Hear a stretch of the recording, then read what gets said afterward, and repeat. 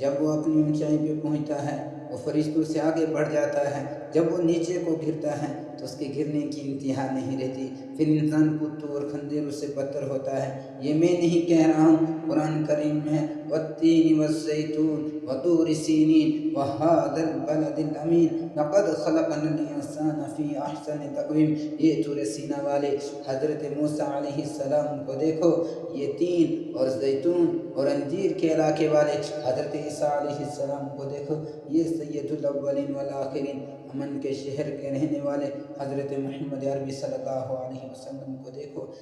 انسانیت کی بلندی وہاں ہے، وہ وہاں پہنچ جاتا ہے جہاں فرشتے بھی نہیں پہنچ سکتے، وہ وہاں گزر جاتا ہے جہاں فرشتے بھی نہیں پہنچ سکتے۔ ثم رددناہ اسفل سافلین، پھر انسان کی گراوٹ ہے، جب وہ گرتا ہے تو اس کے گرنے کی انتہا نہیں رہتی، پھر انسان کتوں اور خنزیروں سے بدتر ہو جاتا ہے، پھر وہ گندے کام انسان کرتا ہے جو دنیا کی کوئی مخلوق نہیں کر سکتی۔ سوال پیدا ہوتا ہے یہ بلندی کس طرح نصیب ہوتی ہے اور یہ پستی میں انسان کس طرح آتا ہے؟ دو ہی باتیں ہیں، جس انسان کو اپنا مالک یاد رہتا ہے، جس انسان کے دل میں اپنے مالک کی محبت ہوتی ہے، جس انسان کے دل میں اپنے مالک کا خوف ہوتا ہے، وہ سمجھتا ہے کہ یہ مجھے کسی نے پیدا کیا ہے، اور اس کے ساتھ جس کو یہ یقین حاصل ہوتا ہے کہ یہ دنیا اندھیر نگری نہیں ہے، یہ اس طرح نہیں ہے کہ جس طرح گھاس کی طرح انسان پیدا ہو رہے ہیں اور مر رہے ہیں۔ ذہین انسان اور عقل مند انسان سمجھتا ہے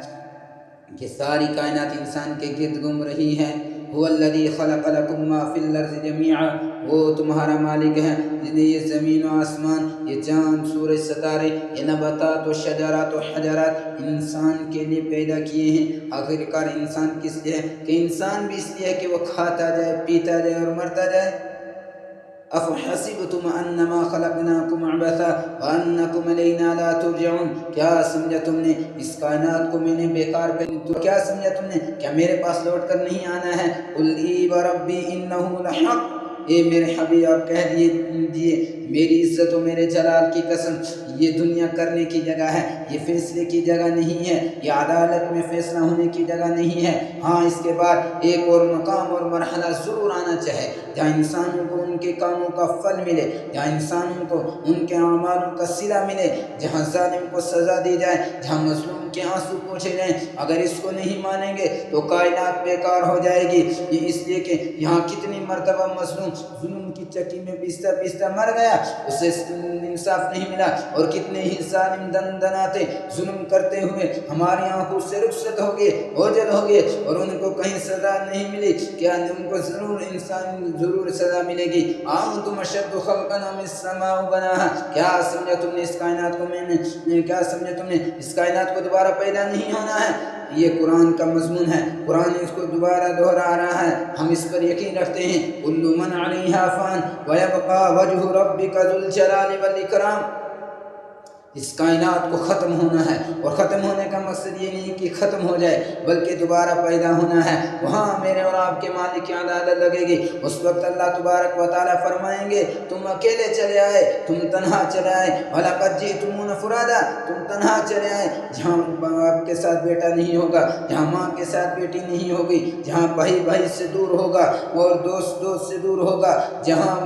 پیر کے ساتھ مرید نہیں ہوگا، بادشاہوں کے ساتھ وزیر نہیں ہوں گے، اور استادوں کے ساتھ شاگرد نہیں ہوں گے۔ اس وقت اللہ تبارک و تعالیٰ فرمائیں گے لمن الملک اليوم، بولو آج کس کی بادشاہی ہے؟ للہ الواحد القہار، ایک مالک الملک، ایک رب العالمین کی۔ اور پھر ہماری زندگی کا ریکارڈ پیش ہوگا، یہ پڑھا کتابت کفا بنفسک اليوم علیک حسیبا، یہ تمہاری زندگی کا ریکارڈ ہے، اس کو پڑھو اور خود فیصلہ کرو تمہیں کیا کرنا ہے۔ اور پھر ریکارڈ ہی نہیں ہوگا، اس کے ساتھ فرشتے بھی گواہ ہوں گے، جو انسان کے کاندھوں پہ کھڑے ہیں، ان کے اعمال کی نگرانی کر رہے ہیں، ان کے اعمال کو لکھ رہے ہیں، فرشتے بھی گواہ ہوں گے۔ اور پھر اس سے آگے چل کر ایک اور کام ہوگا، جس زمین پر کھڑے ہو کر میں اور آپ جرائم کرتے ہیں، جس زمین پر کھڑے ہو کر ہم اس مالک کی نافرمانی کرتے ہیں، یہ زمین ہماری گواہ ہوگی۔ اور پھر اس سے آگے چل کر ایک اور کام ہوگا، ہمارے جسم کا ہر انگ بولے گا، ہمارے جسم کی کھال بولے گی، اور کھال کا ایک ایک بال بولے گا، وہ اس مالک کی عدالت لگے گی۔ اور پھر ہم سے کہا جائے گا ھذا یوم الفصل، جمع وَجَمَعْنَاكُمْ وَالْأَوَّلِينَ، یہ فیصلے کا دن ہے، یہ ججمنٹ کا دن ہے، ہم نے تم کو اگلوں کو پچھلوں کو اس دن کے لیے جمع کیا ہے۔ اگر کچھ کر سکتے ہو تو کر کے دکھاؤ، بھاگ سکتے ہو تو بھاگ کے دکھاؤ، لا تخفی منکم خافیہ، چھپ سکتے ہو تو چھپ کے دکھاؤ۔ آج کوئی چھپ نہیں سکتا، آج کوئی اپنے آپ کو چھپا نہیں سکتا، آج سب کو سامنے آنا ہے، سب کے ریکارڈ کو سامنے آنا ہے۔ یوم تبلی السرائر، جو انسان اس دن کو بھول جاتا ہے پھر انسان فرعون بنتا ہے، پھر انسان قارون بنتا ہے، پھر انسان حامان بنتا ہے، پھر انسان نمرود بنتا ہے، پھر انسان ظالم بنتا ہے، پھر انسان درندگی کو پار کر جاتا ہے، پھر انسان سروں کی ڈھیر لگا کر اس کے اوپر اپنا تاج محل بچھاتا ہے، پھر انسان کو آہیں نہیں سنائی دیتی، پھر انسان کو بوڑھوں کی سسکیاں نہیں سنائی دیتی، پھر انسان کو بچوں کی چیخیں نہیں سنائی دیتی۔ فَمَنْ كَانَ يَرْجُو لِقَاءَ رَبِّهِ فَلْيَعْمَلْ عَمَلًا صَالِحًا، جس انسان کو یہ دن یاد رہتا ہے،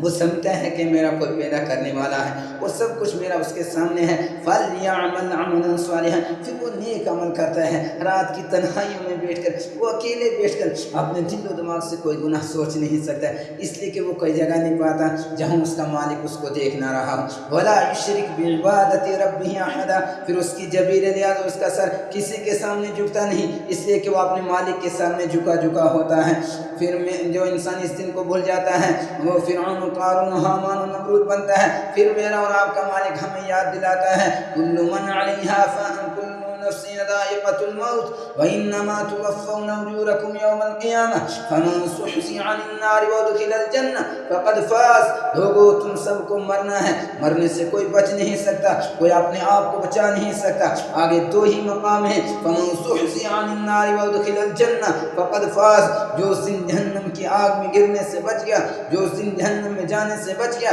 وہ کامیاب ہو گیا، اور جو اس دن جہنم کی آگ میں گر گیا، ان الذین خسروا انفسهم واهلیہم یوم القیامہ، وہ دنیا میں ظالم تھا، وہ دنیا میں بادشاہ تھا، وہ دنیا میں امیر تھا، وہ دنیا میں کوئی نام کا بزرگ بنا ہوا تھا، وہ دنیا میں کوئی نام کا نیک بنا ہوا تھا، لیکن آج اس کا سب کچھ ختم ہو گیا۔ یہ دن میرے اور آپ کے سامنے آنے والا ہے۔ آج سے 1450 سال پہلے قرآن کریم نے اس دن کو پیش کیا اور نبی اکرم صلی اللہ علیہ وسلم نے اس کو اپنی شکل میں لوگوں کے سامنے پیش کیا کہ کس طرح لوگ اپنے مالک کے سامنے پیش ہوں گے۔ پھر انسانوں میں تبدیلی آئی،